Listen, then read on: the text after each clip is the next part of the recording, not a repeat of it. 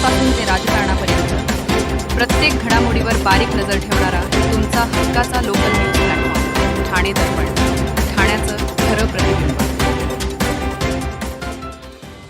ठाणे महापालिकेच्या प्रभाग क्रमांक 26 म्हणजे मुंब्र्यातील शैलेशनगर परिसरातून राष्ट्रवादी अजित पवार पक्षाने संगीता दवणे यांना उमेदवारी दिली। सोमवारी सकाळी घरात जेवण बनवत असताना कुकरचा स्फोट होऊन त्या गंभीर जखमी झाल्या। त्यांच्यावर रुग्णालयात उपचार सुरू आहेत।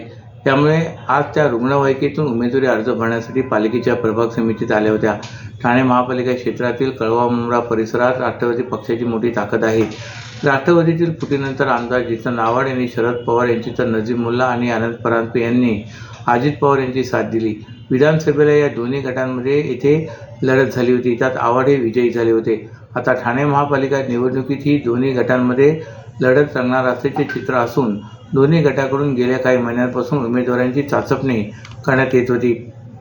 मुंब्र्यातील शैलेशनगर हनुमाननगर भागातील प्रभाग क्रमांक 26 मधून मागील निवडणूक काँग्रेस पक्षाच्या तिकिटावर दीपाली भगत या निवडून आल्या होत्या। त्यांनी शरद पवार गटात प्रवेश करून उमेदवारी अर्ज दाखल केलाय, तर त्यांच्या विरोधात अजित पवार गटाची संगीता दवणे यांना उमेदवारी जाहीर केली होती। त्या वृक्ष प्राधिकरण समितीवर सदस्य होत्या। तसेच त्यांनी दीपाली भगत यांच्या विरोधात गेल्यावेळी निवडणूक लढवली होती। या निवडणुकीत त्यांना 5,550 मते मिळाली होती, तर दीपाली भगत यांना 6,425 मते मिळून त्यांचा पराभव झाला होता। शिवसेनेचे दिवंगत नेते आनंद दिघे यांचे टेंभीनाका येथे आनंद मठ आहे। आनंद दिघे यांच्या निधनानंतर शिंदे गटाचे पक्षीय कामकाज या आनंद मठातूनच सुरू झाले। टेंभीनाका हा शिवसेनेचा बालेकिल्ला, परंतु या टेंभीनाका भागातून बंडखोरी झाले। शिंदे गटाचे टेंभीनाका येथील शाखा प्रमुख निखिल बुरजुडे यांनी अपक्ष अर्ज दाखल करण्याची भूमिका घेतली, त्यामुळे आता टेंभीनाक्यावरच बंडखोरी झाल्याची चर्चा सुरू झाली। शिवसेनेचे दिवंगत नेते आनंद दिघे हे हयात असताना ठाण्यातील टेंभीनाका येथील आनंद मठातून नागरिकांच्या समस्या सोडवित असतात। त्यांच्या निधनानंतरही टेंभीनाक्याचे महत्त्व होते। अनेक ठाणेकर त्यांच्या समस्या घेऊन टेंभीनाका येथे जात असे। या टेंभीनाक्यावर दहीहंडी, नवरात्रोत्सव सारखे कार्यक्रम आयोजित केले जातात। उपमुख्यमंत्री एकनाथ शिंदे यांनी उद्धव ठाकरे यांची साथ सोडल्यानंतर शिंदे गटाने या आनंद आश्रमातून त्यांच्या पक्षाचे कामकाज सुरू केले होते। तसेच येथील युवा सेनेच्या पदाधिकारी निखिल बुरजुडे याला टेंभीनाक्याचे शाखा प्रमुख पद दिले होते। तेव्हापासून निखिल हे निवडणुकीची तयारी करत होते। टेंभीनाका हा शिवसेनेचा बालेकिल्ला आहे, परंतु निखिल यांना उमेदवारी नाकारल्याने त्यांनी अपक्ष उमेदवारीचा अर्ज दाखल करण्याचा निर्णय घेतला आहे। त्यांनी चरे येथील कार्यालयातून त्यांच्या समर्थकांना एकत्र करून उमेदवारी अर्ज दाखल करण्यास सुरुवात केली। माझी भूमिका पक्षाविरोधी नाही, 25 वर्ष प्रभागाचा सत्यानाश झाला, काम केले जाते कसे दाखवून फक्त टक्केवारी काढली जाते, त्या विरोधात लढाई द्यायची आहे, पक्षाविरोधात किंवा साहेबांविरोधात भूमिका नाही, असे स्पष्टीकरण निखिल बुरजुडे यांनी दिले। ठाणे महापालिका प्रभाग क्रमांक 15 मधून उमेदवारी नाकारण्यात आलेल्या माजी नगरसेवक आणि त्यांच्या समर्थकांनी भाजप कार्यालयात राडा केला। या राड्यानंतर भाजपच्या माजी नगरसेविका वर्षा पाटील आणि माजी नगरसेवक राजकुमार यादव यांनी राष्ट्रवादी काँग्रेस पक्षात जाहीर प्रवेश केला असून यामुळे भाजपला आणखी धक्का बसलाय। तसेच उमेदवारी नाकारण्यात आल्याने शिवसेनेचे समाजसेवक महेंद्र सोढरी यांनी राष्ट्रवादी काँग्रेस पक्षात जाहीर प्रवेश केला असून हे सर्वजण आता सेना भाजप उमेदवार विरोधात निवडणूक लढणार आहेत। ठाण्यातील भाजप उमेदवाराची पहिली यादी रविवारी रात्री उशिरा जाहीर होतात। यादीत नाव नसलेल्या इच्छुक उमेदवारांचा रोष उफाळून आला। या यादीतून भाजपच्या माजी नगरसेविका वर्षा पाटील, सुवर्णा कांबळे, माजी नगरसेवक राजकुमार यादव यांचे नावच नव्हते। यामुळे त्यांच्यासह समर्थकांनी वर्तकनगर येथील भाजपच्या विभागीय कार्यालयात मोठी गर्दी केली।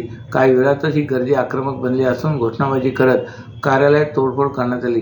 प्रभाग क्रमांक 15 मधील नाराज इच्छुकांनी जोरदार निदर्शने करत आमदार संजय केळकर आणि निरंजन डावकर यांच्या विरोधात घोषणाबाजी केली। यावेळी कार्यालयातील कॅबिनच्या काचा फोडण्यात आल्या असून काही ठिकाणी दरवाजेही बंद करून ठेवण्यात आले। उमेदवारी अर्ज घेण्यासाठी आलेल्या उमेदवारांना कोंडून ठेवण्याचा प्रकारही घडल्याचे समोर आले आहे। इंदिरानगर, उपादेवी पाडा परिसरात विद्यमान नगरसेवकांना उमेदवारी नाकारल्याने स्थानिक कार्यकर्त्यांमध्ये तीव्र नाराजी पसरली। तसेच घोडबंदर परिसरातील काही इच्छुकांची तिकीट कापण्यात आल्याने येथील कार्यकर्ते संतप्त झालेत। काहींनी वर्तकनगर कार्यालयाबाहेर रास्ता रोको करण्याचा प्रयत्न केला। दरम्यान या राड्यानंतर प्रभाग क्रमांक 15 मध्ये तब्बल 2.5 कोटी रुपयांना उमेदवारी विकल्याचा गंभीर आरोप भाजपचे माजी नगरसेवक राजकुमार यादव यांनी केला आहे। या आरोपामुळे ठाणे भाजपात खळबळ उडाली। तसेच भाजपच्या माजी नगरसेविका वर्षा पाटील आणि माजी नगरसेवक राजकुमार यादव यांनी राष्ट्रवादी काँग्रेस पक्षात जाहीर प्रवेश केला असून यामुळे भाजपला आणखी धक्का बसलाय। सर्व नागरिकांना आवाहन करण्यात येत आहे की सध्या डासांमार्फत पसरणाऱ्या डेंग्यू या आजाराचा प्रसार रोखण्यासाठी प्रत्येकाने पुढीलप्रमाणे कार्यवाही करावी. डेंग्यू आजार एडिस इजिप्ती हा डास चावल्याने होतो. या डासांची पैदास साचलेल्या किंवा साचवलेल्या स्वच्छ पाण्यामध्ये होते. 8 दिवसांपेक्षा जास्त दिवस पाणी उघडे व साचून राहिल्यास त्यात डास अंडी घालतात. अंड्यांच्या अळ्या तयार होऊन पुढे डास तयार होतात. यासाठी आपल्या घरातील पाणीसाठे उदाहरणार्थ बॅरल्स, पिंपे, टाक्या, हौद, रांजणे इत्यादी दर आठवड्याला रिकामे करून घासून पुसून कोरडे करून पुन्हा भरावे. 1 दिवस कोरडा दिवस म्हणून पाळावा. पाणी साठ्यांना घट्ट झाकणे बसवावीत किंवा जुनी साडी, चादर, धोतर यांनी बांधून झाकून ठेवावीत, म्हणजे डास त्यात जाऊन अंडी घालणार नाहीत. घराच्या गच्चीवर, आजूबाजूला, अंगणात कोठेही पाणी साचू देऊ नये. भंगार सामान उघड्यावर टाकू नये. उदाहरणार्थ टायर्स, प्लास्टिक सामान, कुंड्या, टाकाऊ वस्तू इत्यादी. अशा सामानात पावसाचे पाणी साठून त्यात डेंग्यूच्या डासांची पैदास होते. घरातील कूलर्स, फ्रीजच्या पाठीमागील ट्रे हे देखील वेळोवेळी कोरडे करावेत. लक्षात ठेवा, नुसत्या फवारणीने डास घनता कमी होत नाही, तर त्यासाठी डास पैदास ठिकाणे नष्ट करणे ही आपल्या सर्वांची जबाबदारी आहे. कोणताही ताप अंगावर न काढता जवळच्या शासकीय रुग्णालयात मोफत औषधोपचार घ्या. अशा प्रकारे नागरिकांनी सहकार्य केल्यास डेंग्यूचा प्रसार रोखणे सहज शक्य आहे. स्थानिक उमेदवाराला उमेदवारी देण्याची उघडपणे भूमिका मांडून माजी नगरसेवक भूषण भोईर यांच्या विरोधात दंड ठोपटणारे शाखाप्रमुख विक्रांत वायचळ यांना शिवसेना शिंदे गट पक्षाने निलंबित केले होते. विक्रांत हे शिवसेना शिंदे गट पक्षाचे माजी महापौर आणि ठाणे महिला जिल्हाप्रमुख मीनाक्षी शिंदे यांचे समर्थक मानले जात असून त्यांच्यावर झालेल्या कारवाईनंतर मीनाक्षी शिंदे यांनी राजीनामा देत उपमुख्यमंत्री एकनाथ शिंदे यांची भेट घेतली होती. या नाराजी नाट्याचा फायदा अखेर वायचळ यांना झाला असून भूषण यांची उमेदवारी नाकारून त्यांच्या जागेवर वायचळ यांना उमेदवारी देण्यात आली. ठाणे महापालिका क्षेत्रातील प्रभाग क्रमांक 3 मध्ये मानपाडा, मनोरमानगर, आझादनगर हा परिसर येतो. या भागातून माजी महापौर आणि शिवसेना शिंदेगड पक्षाच्या महिला जिल्हाप्रमुख मीनाक्षी शिंदे या निवडून येतात. त्याच प्रभागातून ज्येष्ठ नगरसेवक संजय भोईर यांचे बंधू भूषण भोईर हे गेल्या वर्षी निवडून आले. बाजूच्या बाळकुंड प्रभागातून संजय भोईर, त्यांची पत्नी उषा भोईर आणि त्यांचे वडील देवराम भोईर हे निवडून येतात. भोईर कुटुंबीय आणि मीनाक्षी शिंदे यांच्यात मतभेद असल्याची बाब अनेकदा समोर आले. यामुळे मानपाडा प्रभागात मीनाक्षी शिंदे आणि भूषण भोईर असे 2 गट असल्याचे चित्र आहे. यातूनच भोईर यांच्या जागी स्थानिक पदाधिकारी किंवा कार्यकर्त्याला संधी देण्याची मागणी शिंदे गटाकडून होत असतानाच मीनाक्षी शिंदे यांचे समर्थक असलेले शाखाप्रमुख विक्रांत वायचळ यांनी याबाबत उघडपणे भूमिका मांडली होती.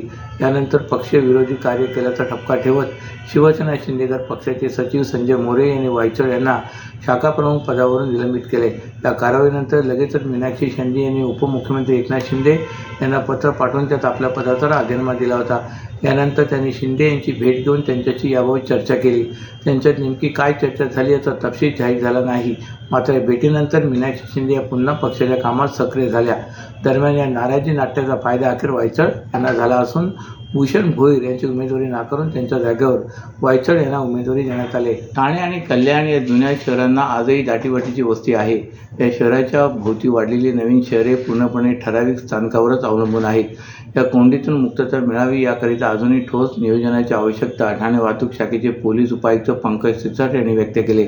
यासोबतच शहरात मुंबई महानगर प्रदेशात अनेक पायाभूत सुविधांचे प्रकल्प सुरू असल्याने येथील रहिवाशांना त्याचा त्रास होत असला तरी ठाणेकरांनो संयम आणि शिस्त बाळगा, याचे भविष्यात फायदे दिसतील असेही सिरसाट म्हणाले. ठाणे शहरातील कोंडीविषयी सातत्याने चर्चा होत असते. ठाणे आणि कल्याण डोंबिवली महापालिका निवडणुकीत वाहतूक कोंडी हा मुद्दा चर्चेत येण्याची शक्यता आहे. यावेळी ठाणे वाहतूक शाखेचे उपायुक्त पंकज सिरसाट यांनी ठाणे आयुक्त परिक्षेत्रातील वाहतूक नियोजनाविषयी आणि भविष्यातील प्रकल्पाविषयी माहिती दिली. ठाण्याप्रमाणे कल्याण शहराचा विकास झाला. कल्याण बाह्यवळण भागात मार्गालगतच नव्या वसाहती उभ्या राहत आहेत, परंतु येथील सार्वजनिक वाहतूक व्यवस्था कमी आहे. शहरात रिक्षा उभी करण्यासाठी पुरेशी जागा हवी, याचे आता नियोजन करायला हवे, अन्यथा भविष्यात हे प्रश्न भेडसावतील. कल्याण शहरातील बसगाडी आगार इतर ठिकाणी हलविणे गरजेचे आहे, असेही सिरसाट म्हणाले. ठाणे प्रादेशिक परिवहन विभागात ठाणे विभागातील वाहनांची संख्या जवळपास 16 लाख इतके आहे. नागरिकांकडे वाहनतळ उपलब्ध आहे की नाही हे न तपासता नागरिक वाहनं खरेदी करतात. त्यानंतर वाहने रस्त्यावर उभी केली जातात. हा प्रकार थांबला गेला पाहिजे व वाहनांची गरज आवश्यक नसेल, शेजाऱ्यांकडे वाहन असेल म्हणून विनाकारण वाहन खरेदी करणेही टाळले गेले पाहिजे, असा मुद्दाही शिरसाट यांनी उपस्थित केला आहे. अशाच नव्या आणि ताज्या बातम्यांसाठी ठाणे दर्पणच्या पेजला लाईक करा आणि फॉलो करायला विसरू नका.